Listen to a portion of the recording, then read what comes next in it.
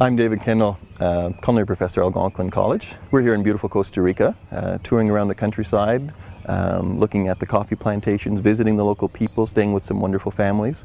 We're here trying to understand the coffee production and the concerns and the challenges and what it takes to get the coffee to us. The village behind me is Santa Maria de Dota. Yesterday we spent some time, we toured a local roasting facility, cooperative roaster in the village.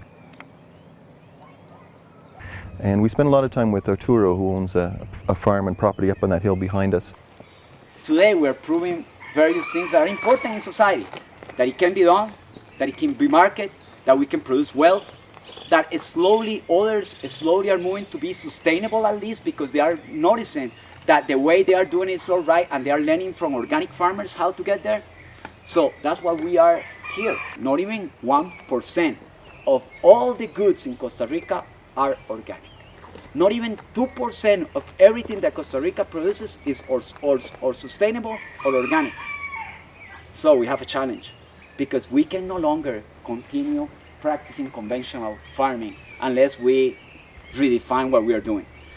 Arturo's passion and what he's behind is trying to impact the environment in a positive way, no pesticides, being a true organic farmer, and trying to work with the local producers to try and get them to understand that planting some companion crops. Right here in these trees right beside me, there's some banana trees that are planted in amongst the coffee plants to try and give some shade.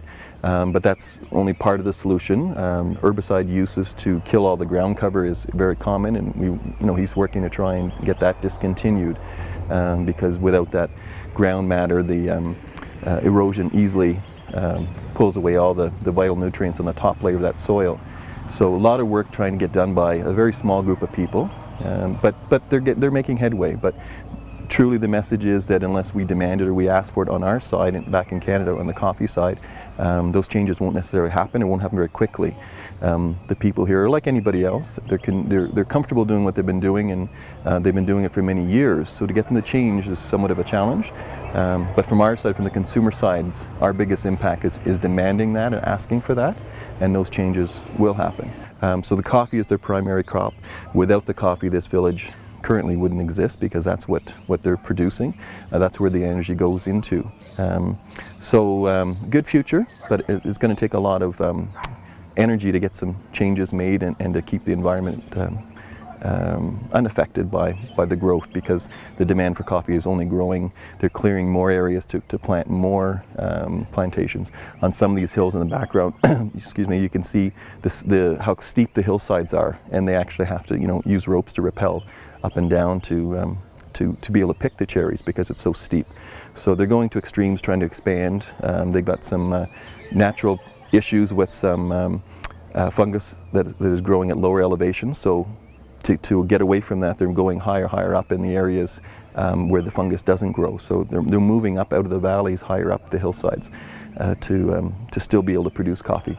So more areas being cleaned, more use of herbicides. So a lot of things going on, but there's movement here, and it just needs a bit more energy to get it changed.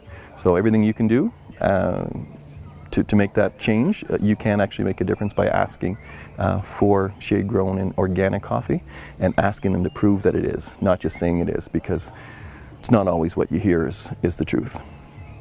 Thank you very much. I'm signing off from Santa Maria de Dota.